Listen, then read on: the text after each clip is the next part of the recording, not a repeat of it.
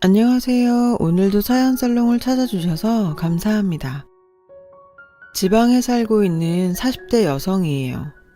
최근 전 우울증에 걸릴 정도로 인생에 큰 시련을 겪었어요. 그때만 생각하면 아직도 악몽을 꿀 정도예요. 남편과 저는 결혼한 지 7년 정도 됐어요. 우린 30대 중반에 선을 보고 만났죠. 늦은 나이지만 따질 거 다 따지고 결혼했어요. 남편과 제가 조건이 딱 맞았거든요. 시댁의 간섭을 받기 싫었던 저는 시댁과 교류가 적은 사람을 원했어요.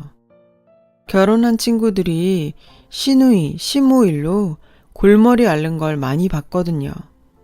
정말이지 끔찍해 보였어요. 남편은 월급이 많지 않은 중소기업에 다니는 사람이라 경제력이 있는 여자를 원했어요. 결혼 후에도 밖에 나가서 일하는 사람이 좋다고요. 자기 혼자 가장이 되기는 싫다더군요. 솔직히 남편은 저에 비해 연봉도 적고 상대적으로 덜 알려진 회사에 다녀요. 회사 이름을 말해도 아는 사람을 손꼽을 정도죠. 저도 처음 만났을 때 남편한테 설명을 듣고서야 알았을 정도니까요. 반면에 저는 20대 중반에 대기업에 취직해서 진급을 거듭해 왔어요. 제 입으로 이런 말 하기 뭐하지만 제가 능력이 좀 돼요. 남편보다 월급도 훨씬 많이 받고요. 분기별 보너스도 꽤 받기 때문에 명절에 엄마 명품백 사드릴 능력 정도 된답니다. 그렇다고 사치를 하는 성격은 아니에요. 지금까지 받은 월급의 절반은 꾸준히 저축을 했을 정도니까요. 능력도 능력이지만 따지고 보면 다른 동기들 결혼할 때 일하고 육아할 때 일한 결과였어요. 알아 누울 정도 아니면 결근하는 일이 없을 정도로 주변에서 지독하다는 소리를 듣고 살죠. 솔직히 30대까지는 회사까지 관두고 결혼하는 사람들이 이해가 안 갔어요. 근데 30대 중반쯤 되니 달라지더군요. 남자친구는 둘째치고 만날 친구도 없다 보니 그런가 봐요. 친구들은 애 키운다고 눈코 뜰 새 없이 바쁜 데다 만나도 지들끼리 아가와 시모, 시누이 얘기만 해대는데 낄 틈이 없더라고요. 그런 만남이 이어지다 보니 소외감이 들기 시작했죠. 그나마 자주 만나는 친구라곤 얼마 전 이혼한 수기뿐이에요. 수기는 결혼하고 3년 만에 이혼을 했어요. 결혼할 때만 해도 변호사 남편 만났다고 주위 친구들이 많이 부러워했어요. 결혼도 호텔에서 했고 사회자로 유명 개그맨까지 섭외했고요. 근데 위자료도 못 받고 합의 이혼했다는 거 보면 수기한테 책임이 있는 것 같았어요. 자기도 쪽팔리는지 말 안 하더라고요. 아무리 친해도 억지로 물어보기 좀 그랬고 언젠가 수기가 솔직하게 말해줄 거라 생각했어요. 주변 친구들 중에는 20에 결혼해서 애 셋 낳고 사는 친구도 있고 수기처럼 이혼한 친구도 종종 생겨나긴 했지만 친구들이 사는 걸 보니 저도 좀 생각이 달라지더라고요. 그제서야 저도 결혼해야겠다 생각이 들었어요. 그때 저희 남편을 만난 거죠. 외모도 평범하고 무던한 사람이라 좋았어요. 나이에 비해 배도 안 나오고 자기관리도 잘한 것 같고요. 특히 남편 쪽엔 우리 결혼에 왈가왈부할 시댁이 없었어요. 남편한테는 미안한 소리지만 그게 가장 혹한 조건이기도 했어요. 남편 아버지는 어릴 때 도망갔다고 했어요. 초등학교도 들어가기 전에 바람나서 집 나간 이후로 얼굴 한번 본 적 없다더라고요. 사춘기 때 같이 찍은 사진도 다 태워서 사진 한 장 없고요. 그래서 남편은 할머니 손이 컸다고 하더군요. 어머니는 남편이 중학생 때 재혼해서 새 가정을 차렸다더라고요. 처음에는 재혼한 남자도 소개시켜주고 같이 살자 했었나 봐요. 그런데 배달은 동생 태어나고 점점 소원해졌다고요. 남편의 유년 시절 얘기를 들을 때마다 참 복 없는 사람이다 생각했어요. 부모한테 받은 것도 없고 유년 시절도 그렇게 보내서 본인도 자신이 자식 낳아 잘 키울 수 있을지 모르겠더래요. 살아온 과정은 달랐지만 그런 것과는 상관없이 우리는 반년 정도 만남을 가지다 바로 결혼했어요. 남편도 저처럼 나이 때문에 결혼을 서두른 비혼주의자였어요.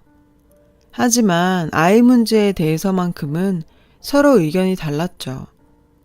저는 아이를 꼭 가지고 싶었지만 남편은 그 반대였어요. 저는 비혼주의자였을 때도 나중에 정자은행이라도 가서 나 닮은 애는 꼭 낳아야지 결심할 정도였어요. 친구들 아이만 봐도 그렇게 좋을 수가 없었거든요. 그런데 남편은 좀 달랐어요. 자기 부모 영향인지 아이 낳는 거에 대해 되게 신중했어요. 자기가 애를 잘 키울 수 있을지 모르겠다고 계속 걱정하더군요. 그래서 2세 얘기만 나오면 싸웠어요. 의견 차이가 좀처럼 좁혀지지 않더군요. 그래도 결혼하면 달라지겠지 싶어 결혼을 했어요. 저도 일한다고 바빠 당장 애를 갖고 싶지는 않았어요. 몇 년 기다리면 생각이 달라질까 싶었죠. 남편을 설득할 자신도 있었고요. 딩크족 아시죠? 애 안 낳고 부부 둘이 사는 가정이요. 그렇게 저희는 딩크족처럼 몇 년을 살았어요. 그런데 시간이 갈수록 초조해졌어요. 결혼할 때도 이미 노산이긴 했지만 더 늦어지면 몸이 안 따라줄 것 같았거든요. 남편 몰래 냉동 난자, 냉동 정자 방법도 알아보던 중이었죠. 그래서 저는 남편 모르게 임신 준비를 하기로 했어요. 저희 엄마는 용하다는 한의원 가서 부부한약도 지어 오셨고요. 물론 남편한테는 기력 좋아지는 약이라고 거짓말했어요.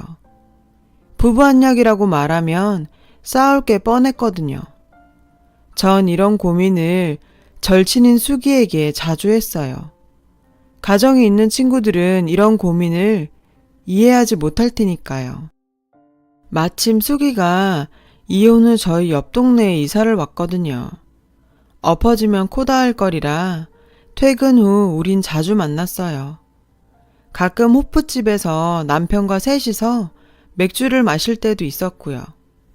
수기는 쿨한 성격인데다 이성한테 끼를 부리는 여우 같은 애도 아니었어요.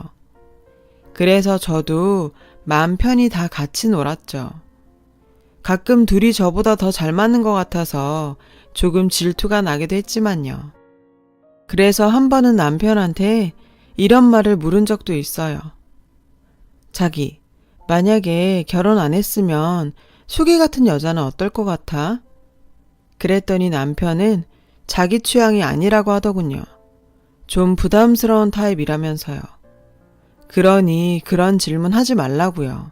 실례라면서. 그래서 전 남편한테 사과했어요.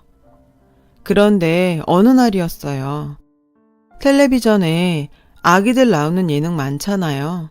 생전 그런 프로는 안 보던 남편이 그걸 보면서 애들이 참 귀엽네 라고 지나가는 말로 하더라고요.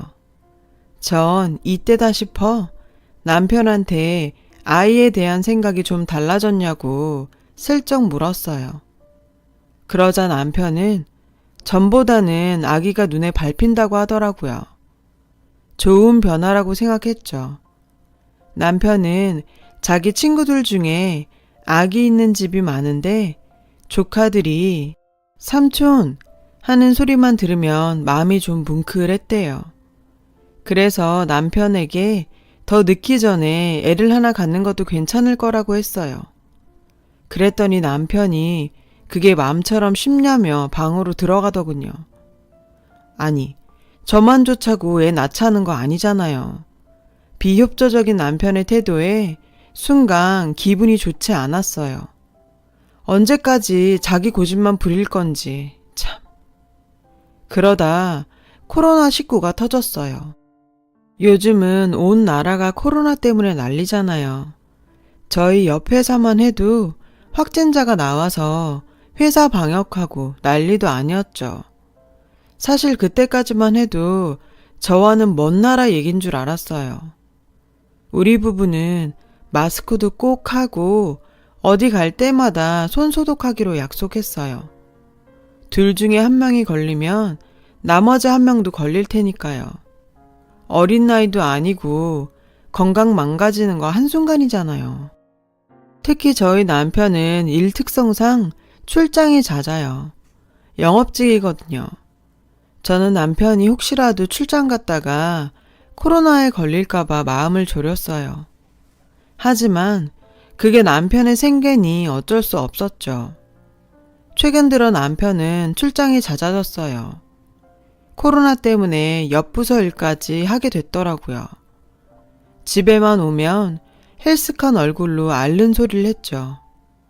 전 그런 남편이 안쓰러워 출장 전후로 좋은 것만 가져다 먹였어요. 그런데 결국 사단이 나고 말았어요. 그날은 남편이 지방에 출장 갔다 오는 날이었죠. 전 퇴근 후 집에서 저녁을 차려놓고 기다리고 있었어요.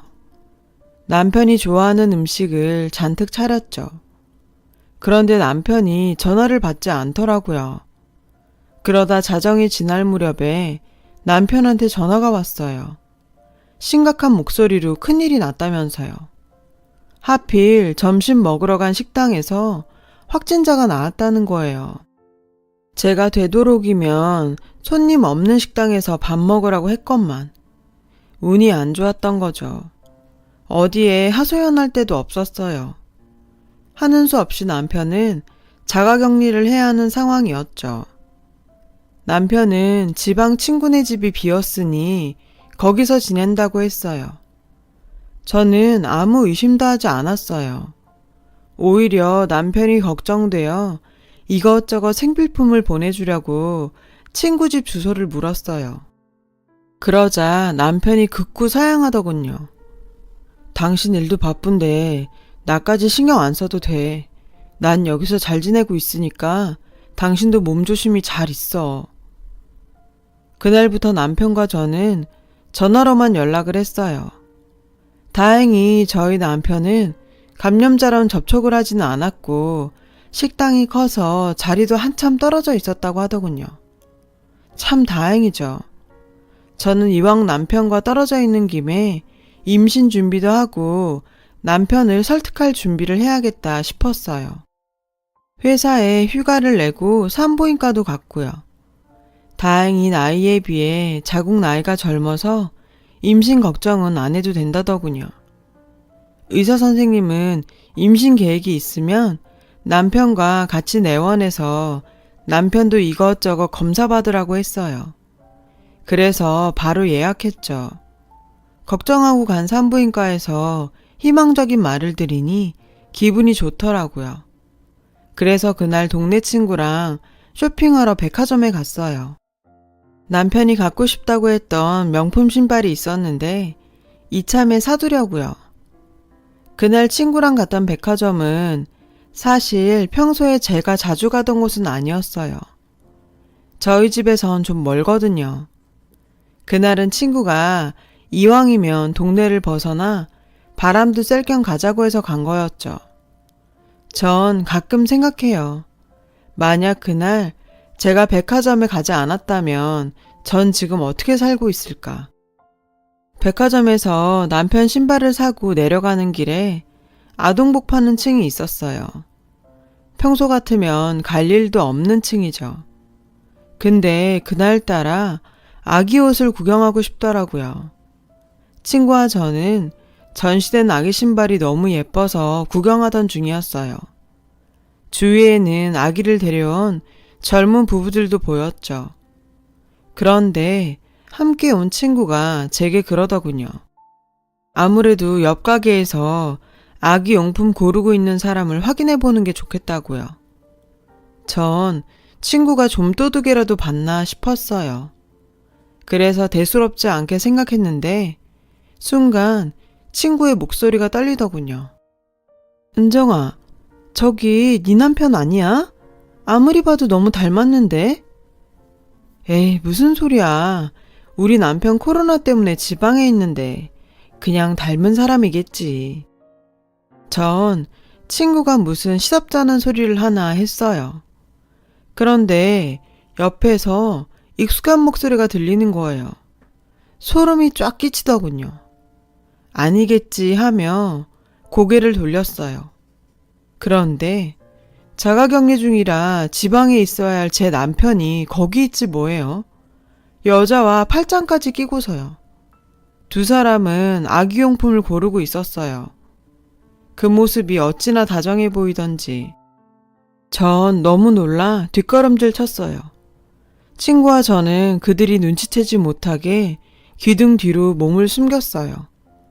마스크와 모자를 끼고 있었지만 분명히 제 남편이었어요. 남편이 쓰고 있는 모자는 제가 생일날 해외 직구로 구매해준 한정판 모자였어요. 기가 찬 나머지 저는 아무 말도 하지 못했어요. 멍하니 서서 계속 쳐다볼 뿐이었죠. 저를 못 봤는지 두 사람은 애정행각까지 벌이더군요. 그러다 제 친구가 참다 못해 남편한테 야! 하고 소리 질렀어요. 그때서야 남편은 친구와 절 발견했죠. 마치 못 볼 걸 본 사람처럼 표정이 일그러지더군요. 남편은 여자를 데리고 황급히 도망을 쳤어요. 제가 말을 붙일 시간도 없이요. 어이가 없더군요. 도무지 이게 무슨 상황인지 분간이 가지 않았어요. 그 둘이 아무 사이도 아니라면 저를 보고 도망갈 리가 없잖아요. 머릿속에서 5만 가지 생각이 지나가더군요. 순간 현기증을 느꼈어요. 그 바람에 하마터면 쓰러질 뻔했죠. 다행히 친구가 급히 정수기에서 물을 떠다 주어서 정신을 차릴 수 있었어요. 심장이 터질 것 같이 뛰었어요. 친구가 저한테 정신 차리라며 남편과 같이 있던 년 얼굴을 봤냐고 묻더군요. 전 고개를 가로저었어요. 검은 모자와 마스크로 꽁꽁 싸매고 있어서 얼굴을 볼 수 없었거든요. 친구는 남편과 같이 있던 여자를 잡아서 얼굴 봐야 된다고 절 잡아 끌었어요. 그 말에 정신을 차리고 보니 저 멀리 남편과 그 여자가 주랭랑을 치는 게 보이더군요. 망설였어요. 솔직히 두려웠거든요. 굳이 제 눈으로 보지 않아도 될 광경을 목격하고 싶진 않았어요. 이대로 가다간 정말 돌이킬 수 없을 것 같았거든요. 하지만 그때 친구가 제 어깨를 잡고 흔들더군요. 피한다고 피할 수 있는 게 아니야. 친구 말에 정신이 번쩍 들었어요. 전 없는 힘 있는 힘을 쥐어 짜봤어요. 그리곤 마치 영화 속 추격 장면처럼 저와 친구는 그들을 뒤쫓았죠. 하마터면 놓칠 뻔했지만 다행히 지하 주차장까지 쫓아갈 수 있었습니다.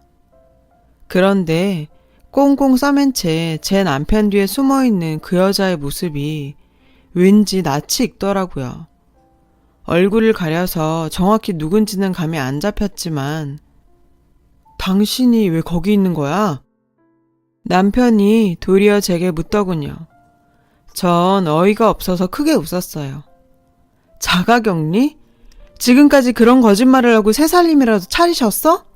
애도 없는 사람이 왜 아기용품점에서 나와? 그러자 남편은 손사래를 치며 말했어요. 아니야, 오해야. 무슨 오해? 전현이랑 무슨 사이야? 아니야, 이 사람은 잘못 없어. 이 사람 건들지 마. 오해는 무슨 놈의 오해. 전 지금까지 남편의 출장들도 의심됐어요. 내가 알던 사람이 아닌 것 같았죠. 남편 놈은 오해라고 하면서도 아무런 변명도 안 터군요. 제 친구가 남편을 잡고 있는 사이 저는 그 여자에게 달려들어 모자를 벗겼어요. 그런데 이게 무슨 일인가요? 제 남편과 있던 그 여자는 제 베프인 숙이었어요. 배를 부여잡고 뻔뻔하게 저를 노려보는 거 있죠? 기가 차서 말이 안 나오더군요. 상상도 못할 조합에 저는 그대로 주저앉았어요. 어디 만날 남자가 없어서 친구 남편을 건드려요. 부끄러운 건 아는지 숙이는 바닥에 떨어진 모자를 주워 쓰고는 남편과 함께 차를 타고 달아났어요. 저는 정신이 나간 상태로 집으로 갔죠.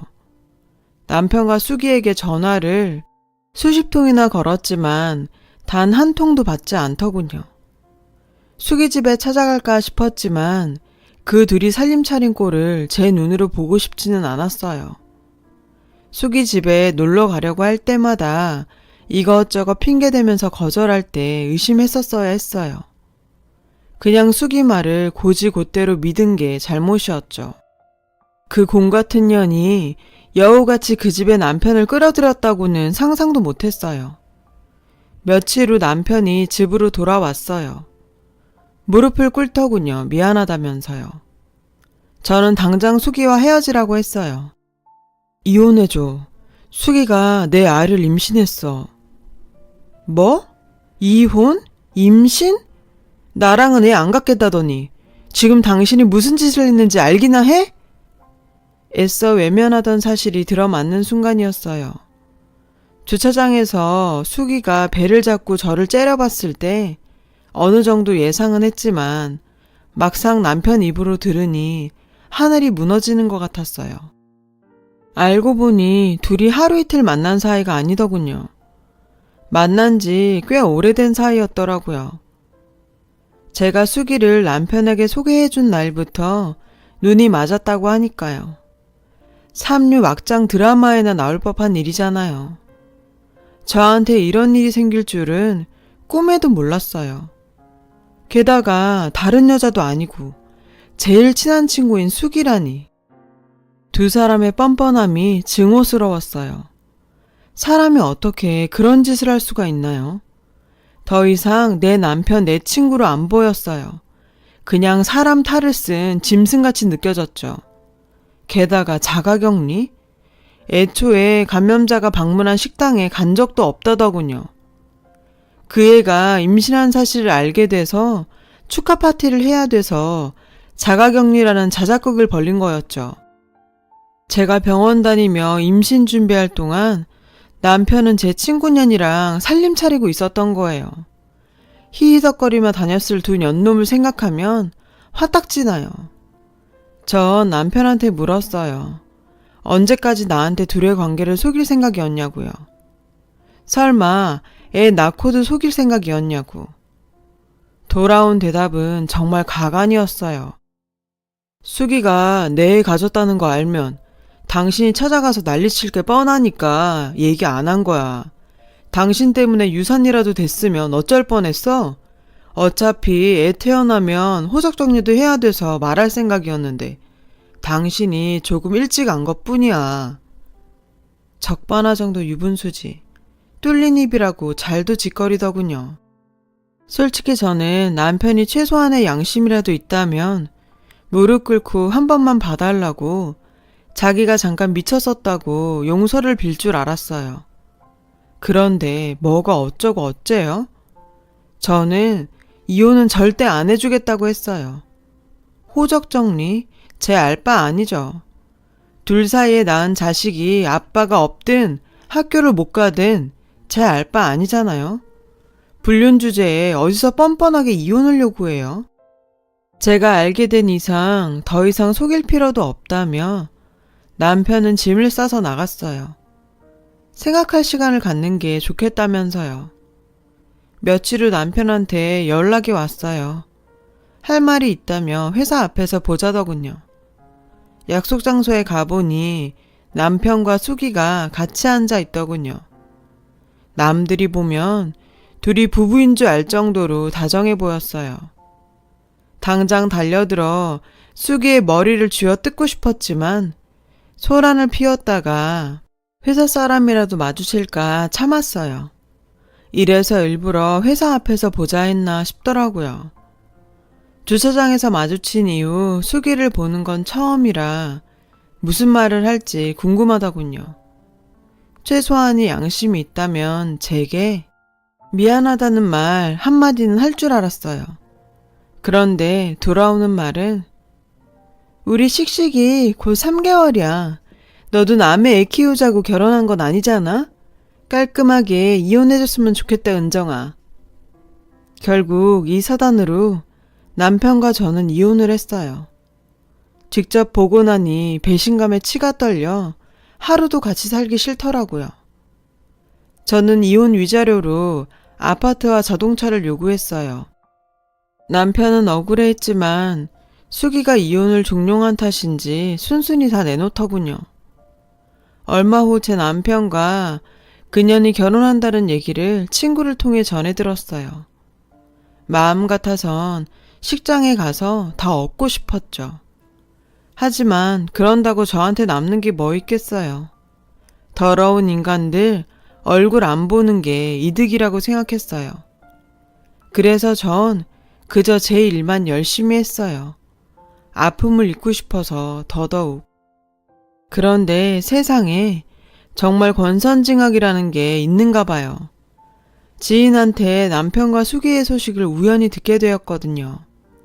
수기가 몸에 딱 달라붙는 웨딩드레스를 입기 위해 무리한 다이어트를 했다네요. 산부인과 의사가 애한테 무리 간다고 경고한 것도 무시하고요. 결국 결혼식에서는 예쁜 웨딩드레스를 입었지만 신혼집을 구하고 얼마 안 가 유산을 했다더라고요. 안 그래도 노산인데 다이어트까지 겹쳐서 벌어진 일이라더군요. 정말 슬픈 일이지만 전 헛웃음이 났어요.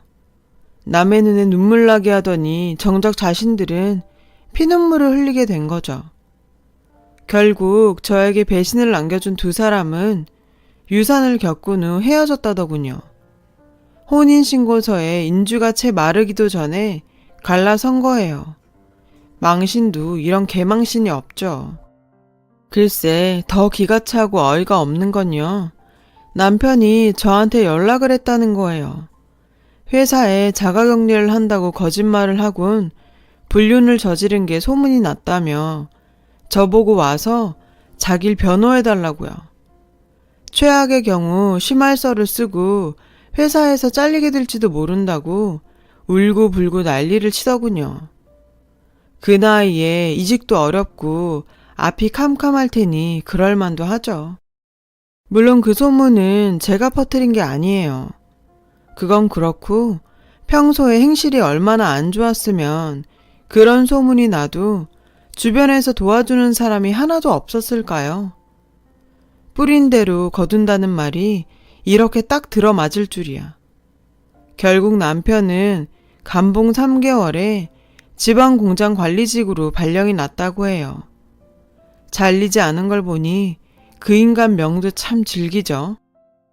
언제까지 두 사람을 증오만 하며 지낼 수는 없었어요. 이혼까지 한 마당에 힘들게 쌓은 제 커리어까지 잃을 순 없으니까요. 그래서 정신 차려야겠다 생각했어요. 무리해가며 큰 프로젝트도 맡았고 다행히 일이 잘 풀려서 승진 기회도 얻을 수 있었습니다. 현재 저는 거래처에서 만난 사람과 연애를 시작했어요.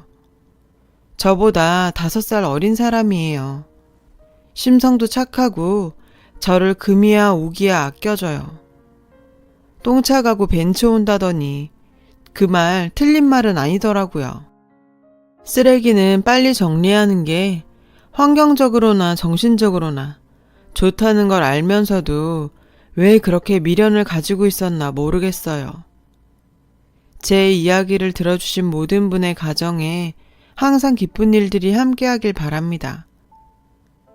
여러분, 사연 댓글에 응원과 현명한 조언 부탁드려요. 좋아요와 구독은 저에게 큰 힘이 됩니다. 오늘도 좋은 일 가득하세요.